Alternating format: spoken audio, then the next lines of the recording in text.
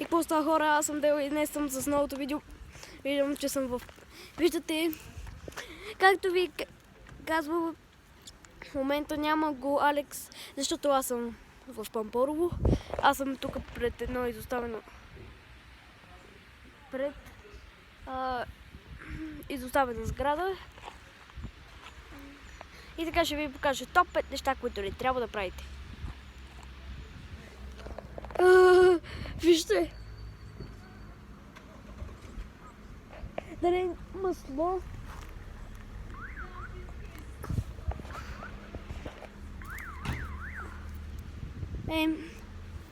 Те ще налеят спокойно. Но е като кръв. Ето това исках да ви кажа, че това е най-опасното масло. Не го пийте, това не е за ядене.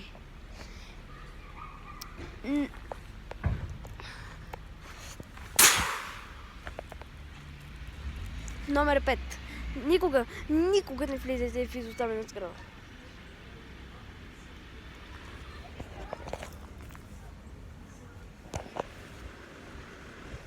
Номер 4. Искам да ви кажа, не влизайте в изоставена сграда, докато правите видео. Това е незаконно. Опа!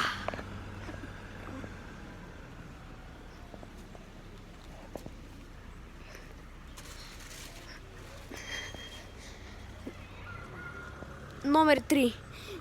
Никога не удряйте колата на чуждия човек.